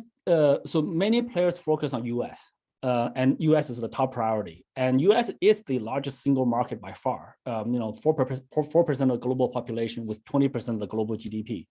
It's very established financial economy, etc. So US is by far the biggest market, but Binance is not. We're doing pretty good in the US, but we at one point actually, when Coinbase IPO'd last April, Binance US's trading volume reached about 35% of Coinbase's global trading volume, just Binance US. So that was pretty. And then since then, we have Binance US been downturn for like 3 or 4 months due to some personnel changes, and we since reversed that. But Binance US is not. Binance does not lead in the US market, but we do lead in most non-US markets. So even in Europe, the guy in the top right-hand corner looks like he's scanning the comment section and muting people. Blockchain. And we also spend a lot of effort focusing on non-developed nations like Africa, Latin America, etc. And the per user income in those countries are very low. So we have a large number of users. Each one have fairly low number of coins, etc. So the revenue is not that high, but we can help millions and billions of people. Today's hundreds of millions. Hopefully, by the next bull run, we should be able to expand to billions of people. So we provide people access to financial tools they don't have access to. This is something that's very hard for US people in developed economies to imagine. I talked to one guy in person. Historically, it would take him 3 days to pay a bill. He had to walk to a city, sit in the bank for half a day, and then pay a bill. With blockchain now, he can do that in 3 minutes. There are other countries that are the local currency going through hyperinflation, and it used to be people as soon as people get a paycheck, to prevent from inflation, they go buy milk. Milk holds value more steadily than fiat currencies. Wow. And milk will go bad in a couple of weeks, but they go out and buy milk. But now with a blockchain, with Bitcoin, with crypto, they go buy crypto, and we are the platform that let them do that. So we spend a lot of effort in different regions. So we optimize for different parts of the world. So we view that the world is one place, and we want to provide our services globally to everybody on Earth. CZ, I want to get into this whole how DeFi is going to get bigger than CeFi, and also therefore your plans for BNB chain and how BNB chain is going to develop in this bear market as well. One quick question before we go to a quick sponsor break. There is roughly like 500 people asking me about this Luna Classic Yes! in the YouTube chat. Oh my lord! What's going on with the Luna Classic burn? Why are people asking about this? Do you know anything about this? In fact, actually, I did ask my team, because I also saw a bunch of messages about that. I was like, what is this Luna Classic burn? But no one's clear what exactly that burn is supposed to be. Oh, is yeah? the team burning it? Is it exchanges burning it? Is it somebody else burning it? Should we charge a fee of like 1.3% for every deposit and burn 1.2% of it? Oh my no one knows, lord! like, should we burn that? Should we burn that the revenue we make? Should we go 0 fees on Luna? So it's not clear what exactly that proposal is. It just says the community support anybody burning 1.2% of their own Luna. Great. So should we just burn all of our users Luna? I think if we take a pool of asking specific users if they're willing to burn 1.2% of their Luna they hold, most people will probably say no. Right. So I'm not sure. Why is he smiling so much for? I did ask our team. So this is really interesting. I think as long as there's a common, consistent way and fair way that applies to everybody, we're more than happy to support whatever the community agrees on. Wow. Amazing. Okay, go for it, Ryan. Wow. Anytime someone says Luna, I still get PTSD. So wow. I'm just like, this is Ryan, this is Luna. So there you go, folks. It definitely is live. Okay, different story. I don't even know what that is. Okay, CZ, I'm going to ask you a bunch of questions about BNB Chain right after we get through some of these fantastic sponsors that make the show possible. There is a brand new staking feature. So we're just going to mute that whilst it runs through the adverts. Folks, that is absolutely breathtaking to see that they have actually asked that live. I'm just going to get the price of Classic up just while we wait, okay? Yeah, just while we wait. Oh my God, wow. Did you see him smile when they first asked that question? I should be able to rewind it backwards, actually. Hang on. Validation. Should we go 0 fees on Luna? What is this Luna Classic? And how BNB chain is going to develop in this bear market. Asking what's going on with the Luna Classic burn? Why are people asking about this? Do you know anything about this? In fact, actually, I did ask my team, because I also saw a bunch of messages about that. He's reading from a statement or something. Look. Like, what is this Luna Classic burn? But no one's clear what exactly that burn is supposed to be. Is the team burning it? Is the exchanges burning it? Is it somebody else burning it? Should we charge a fee of like 1.3% of?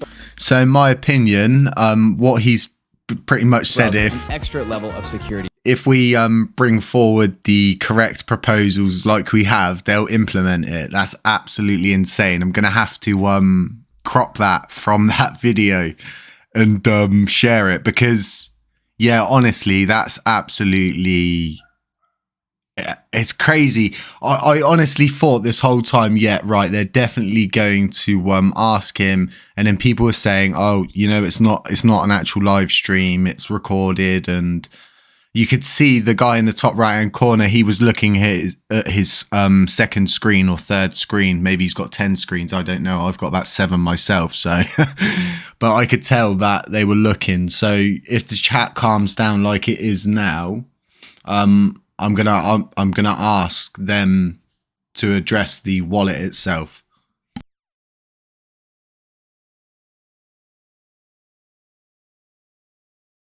Oh, sorry about the microphone cut there. I've done a huge sneeze. Oh, as the sun's coming out and yeah, my allergies kick up straight away. I'm just allergic to outdoors, but I love going outdoors loads. So I no doubt a lot of people have this issue. So folks, oh, here we go. We're back. CZ from Binance, and I want to turn the conversation to the DeFi side of the world. CZ, you talked about how it's your opinion that DeFi will eventually come and eat CeFi, and I think you've had this idea for a while. I think it's one of the main motivations for spinning up BNB chain, which I think it's like the number 2 blockchain that's generating revenue after Ethereum itself, and so it's obviously got a ton of usage. And I kind of just want to pick your brain about the future of BNB chain, because there's so many different research areas in the world of crypto. You got things like Cosmos that are doing the application-specific blockchain. You got things like Ethereum that are doing the roll-up-centric roadmap. You have things like Solana that are trying to be this hyper-scalable monolithic chain. I'm wondering, what is the path for Binance or BNB chain? Where's BNB chain going in the future? To be honest, I'm not sure where BNB chain is going, and I only get told afterwards where it's going. So I'm not that involved in the BNB chain development, to be honest. The developers, I do talk to a few of the key developers on random ad hoc basis. They do ask me for some for advices from time to time, or opinions, etc. But we want BNB chain to be community driven. So we're much more on the sponsorship side of things. We want to sponsor more projects to develop BNB chain. We want to invest more. We want to promote it more. But exactly where it's going is a very community driven thing. I know that people. I've always recommended them to look at scalability. I view Ethereum as sort of the blockchain that break was rather convenient, wasn't it? It came right after that question. It's like they shut it down intentionally, but let out enough for you folks to get enough. So weird. But we need to take steps in that sort of scalability front. That's my suggestion. But I didn't come up with the idea of the Solidity compatible EVM, etc. It was basically the number of developers in the community. They come up with those. So for me, we just want to support it. We can support it by funding, by marketing, by branding, etc. But it's really up to the community on what they want to develop. How are you seeing Binance BNB chain being used? What would you say are like the most dominant use cases that people are using BNB chain for? I think today, based on a report I saw yesterday, or analysis I saw yesterday, most people, it's DeFi and GameFi, which are 2 of the largest use cases on BNB chain. So BNB chain actually has by far the largest number of active users on the blockchain. So the total TVL is smaller than Ethereum, like the total value locked is smaller than Ethereum. And but if you look at the number of active addresses on a daily basis, it's about I think if you put all the blockchains together, BNB chain probably has somewhere around 60 to 80% of the active addresses on a daily basis. So it's a pretty majority in terms of users, which is great because I've always, anybody I talk to, whether it's internal Binance or community developers, I always say focus on the users, just get the users in. Make sure that people are using your product. They may or may not be paying for it or paying very much for it, but as long as people use your product, there's value. So that's really good to see. So today, those 2 are the biggest use cases. And then I really want to see other use cases, NFTs, metaverse, all of those things being built on top of or in relation to BNB chain. The topic of the BNB, the asset, I think is actually particularly interesting. And it's something that I actually use as a frame of reference when Ethereum goes through the merge. The BNB as a token and a crypto asset is the only crypto asset that has meaningful revenue behind it due to the buyback and burn from the Binance fee exchange. And as a result of that, I think I would like to say as a result of that, the BNB chain token has some of the most astounding returns in all of crypto. I think it ICO'd in 2017 for something like 3 cents, 5 cents or something. And now it's at a cool $218. And so that's a fantastic return. would you credit that the amazing price performance of BNB is from the buyback and burn model of Binance, or what would you credit to the success of the price? I think today definitely not. Today, I think the burn is actually a very small part of the BNB ecosystem value. I think BNB's most value actually is derived from the DeFi world today. There are so many different use cases that people can use BNB for, and there's BNB staking on PancakeSwap. There's Venus, which is a stable coin, and there's many different things that people can also use BNB to buy airline tickets, even coffee, etc. There's the Binance card. People can use BNB to pay for things. So I think the burn is only a small part of it now. At the beginning, the burn may be the burn may be a big part of it. And we have since changed the burn protocol to depend more on the activities on the BNB chain instead of revenues from Binance, etc. So that change was adopted. So today, I think BNB is, and including Bitcoin, etc. They're much dependent on utility value, what people use it for. If there are use cases for it, then it has value. So I think this is different from like traditional stocks or securities where it depends on a company's revenue. BNB is way, I think BNB is way beyond that now.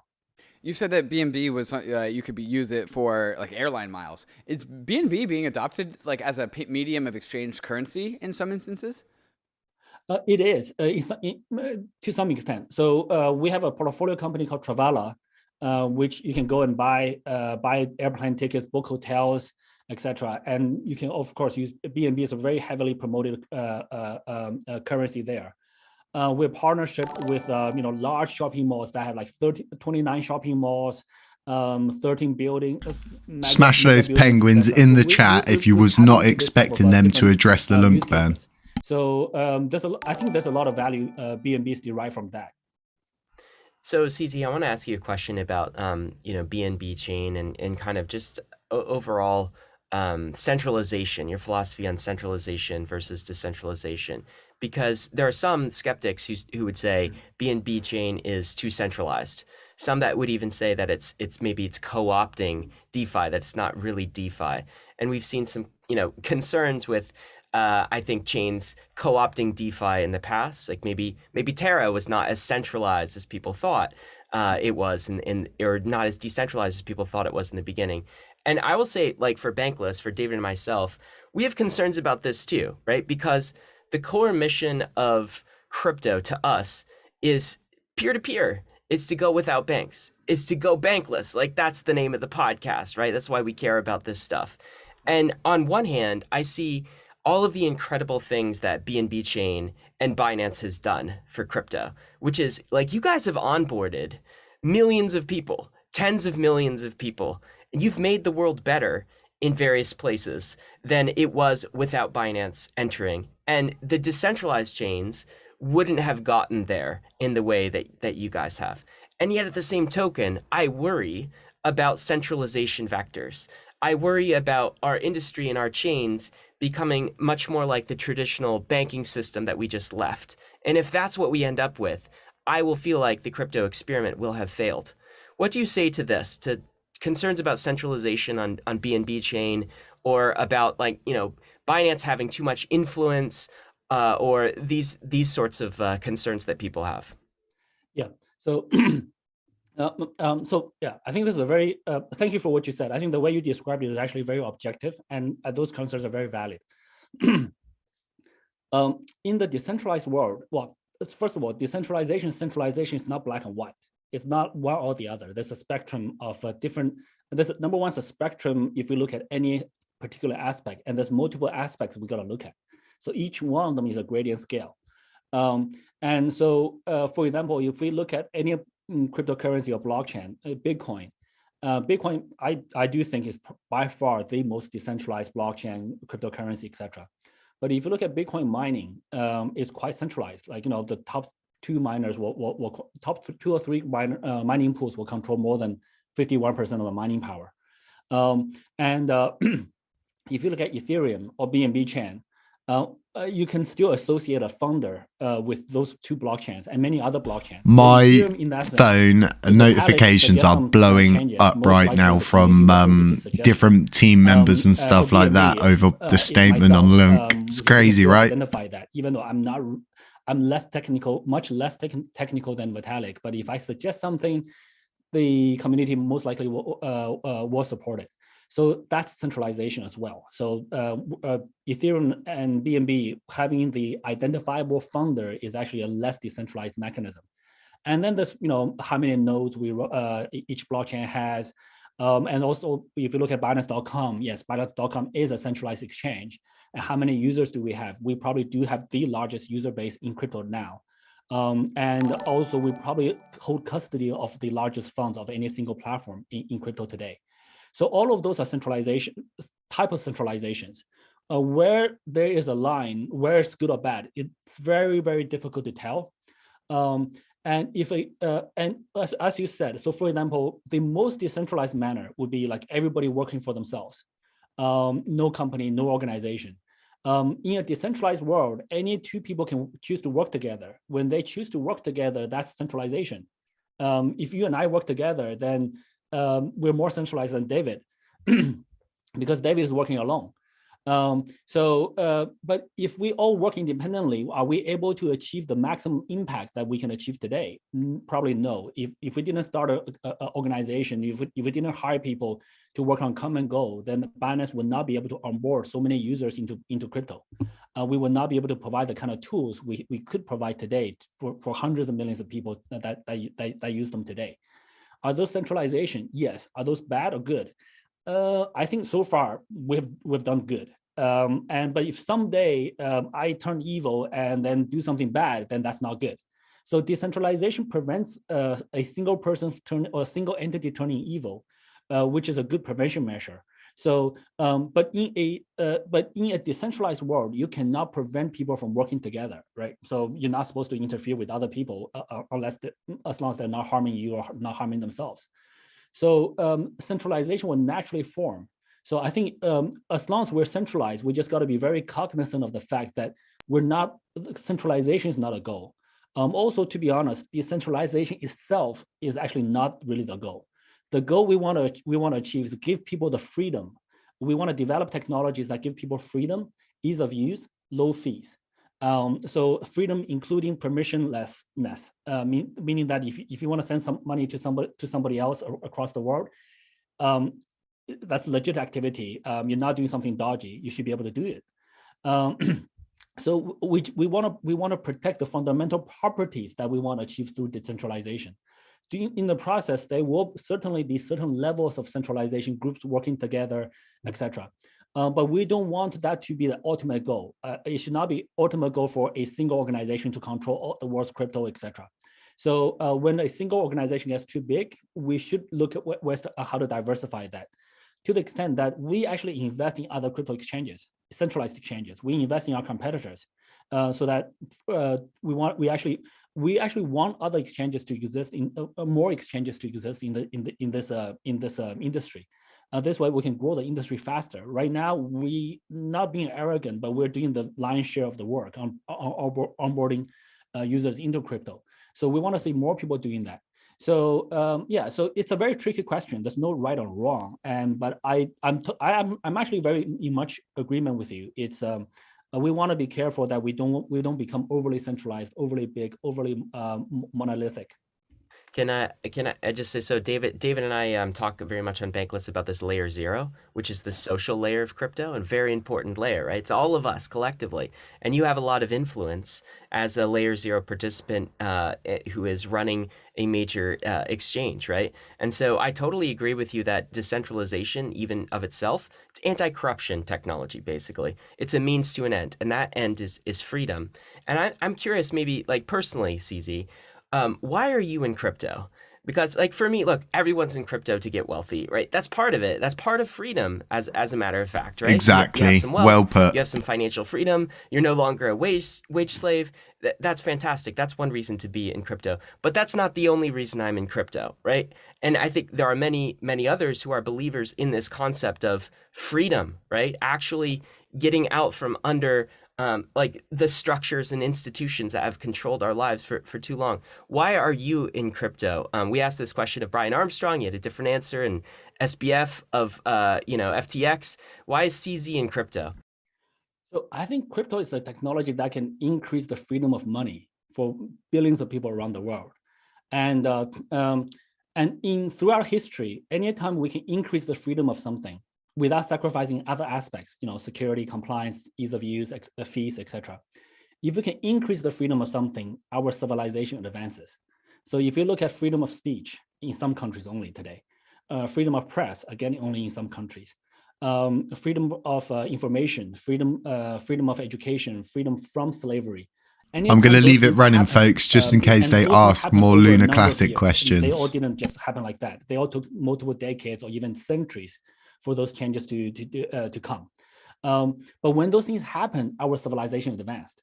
So today we have the new technology for money that can significantly increase freedom.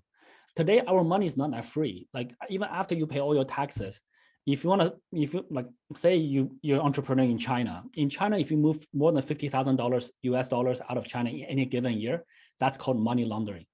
So if you're a successful entrepreneur in China and you want to buy an apartment in Paris, guess what? You won't be able to move the money legally.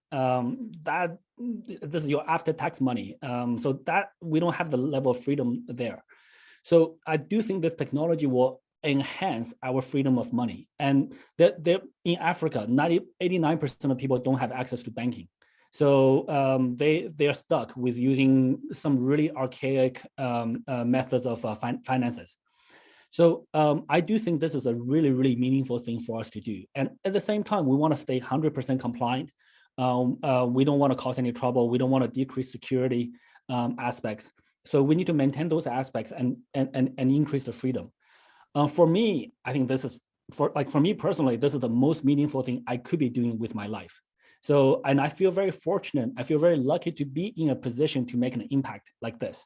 If I think about everything else that I could be doing, nothing had this level of impact. So being lucky enough to be in a position where I can make this type of impact is hugely rewarding.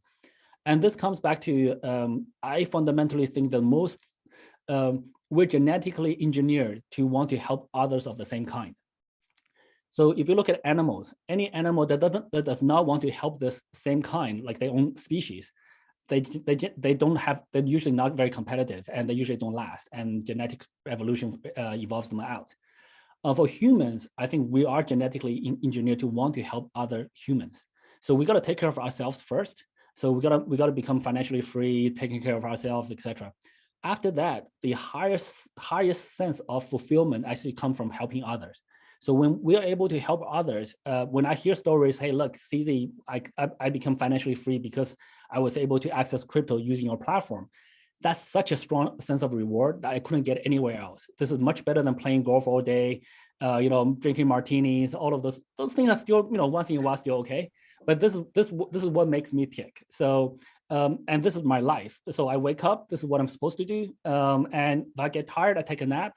I wake up again, this is what I'm supposed to do with my life. So for me, it's not work. It's just what am I supposed to do in this life. I didn't hear a full night's sleep in there. I just heard a nap. So I guess CZ's just napping. I do sleep pretty well. I sleep like 6-7 hours during the night, and sometimes even still have a nap during the day. That's better than David. Better than your sleep schedule, David. Yeah, no, that's right. And CZ, I definitely align with almost everything you said there. And going back to Ryan's talk about the layer zero, the social layer of crypto. One thing about this industry, one of the most bullish things, and my favorite bullish thing about this industry, is that the leaders here are largely in it for the right reasons. Like, we have our grifters, we have our Do Kwons, but there are so many people in here that are here for the right reasons, and they're ambitious, and they're entrepreneurial, and they know how to build. And so like that, there are such such hungry people that are also here for the right reasons, that are supporting this entire industry. And that's one of the reasons why I think crypto has the momentum it needs to take over the world. And so if all of these people who are in it for the right reasons succeed, which I do hope and I do think that they will, where does that take crypto in 5 to 10 years? If all of like the super ambitious people who are in it for the right reasons all achieve their wildest dreams, which I totally intend on doing myself. I see you already doing it now. Where does that end up? Where does that place crypto at the end of this decade? Like, how big are we as an industry? I think, number one is it's not like win or not, it's not succeed or not. Like we're all here persistently, consistently pushing forward. Sometimes a bit faster, sometimes a bit slower, depending on overall market conditions, macroeconomics, and other factors. But we're all here. We're not going anywhere. We're just consistently and persistently pushing this industry forward. So I think 10, 20 years from now, 20 years from now, people will be using blockchain crypto the way they use the internet without mentioning it. Today, I don't say like, hey, I'm gonna use the internet to message you. We just use it like, we just use it. There's many different applications on it. So I think 10, 20 years, we will get there. 10 years might still be a little bit tough, to be honest. Even if you look at the internet today, when we talk about video conferencing, sometimes still doesn't work that well. But I think eventually, like people shouldn't be talking about blockchains. People shouldn't be talking about consensus nodes and all this other geeky stuff. People should be like, hey, I'm sending you some money. Hey, I'm doing a fundraising globally. I'm selling my art globally. I'm gonna hire a trainer, fitness trainer in the metaverse. So all of those things should come naturally and without mentioning any technology. We will get there. It's just a matter of time. Well, CZ, this has been a really fantastic conversation. I want to thank you so much for stopping by Bankless, and good luck to you during the bear market. Of course, we will be watching what's next for Binance and what's next for BNB Chain and what's next for you. So thanks a lot. Yeah, thanks for having me. Yeah, Okay, sure. it looks like they're wrapping up Risks there, and folks. disclaimers, everybody. We'll cross that off there because we don't need any risks and disclaimers and more adverts from the Bankless team there. So this live stream panned out a little bit different than we all expected, didn't it? Yeah. So to all the people who thought that wasn't live, it definitely was live, and that question definitely did get asked. So yeah, I'm going to end the live stream there now, folks, because I've got a lot of information to kind of absorb right now. I've got a lot of people trying to contact me. So I'm just gonna go out and do what I do best and just help the community. So folks, thank you so much for tuning in to the Friday live stream. Same thing every Friday, same time, midday. And yeah, literally, thanks everyone who donated. I saw there was a few donations during this live stream. So yeah, thank you for that. Thank you everyone for being here. Literally just everybody in the chat. Jana Thompson, Joe Weidman, Prever, Craig Salter. Hey Craig, Gabriel, Cheviran. So many people. Gabriel, if I said that, Ben Oil, Max Musterman.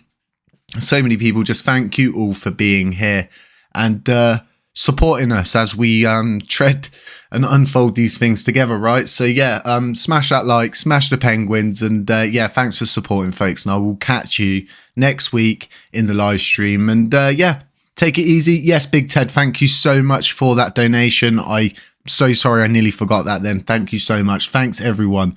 When Penguin Tea. Thanks, Big Ted. Thank you everyone. Have a great day, everybody. Just have a beautiful weekend, and remember, there's a whole world out there. It's not just crypto and stuff like that. I'm going to be going out doing some fishing later on this evening, and I'm also going to be going to grab some of these cool NFTs because I really want to get a Lunar Classic, Let It Burn virtual world set up so we can simulate our burns online. Right, that's it, folks. Catch you in the next one. Not financial advice. Stay safe. Oh, John Weidman, thank you so much. Penguin t-shirt. I will get that done. I will get that done. Thank you so much. Thanks, everyone. You're the best, honestly. I cannot... I just want to put you all up into a little cup of coffee and just... you're just great, honestly. Just put you in a little bag and take you everywhere. It'd be brilliant. You always just amazing. Thank you guys so much. Have a great day. Have a great weekend. And I'll see you next week.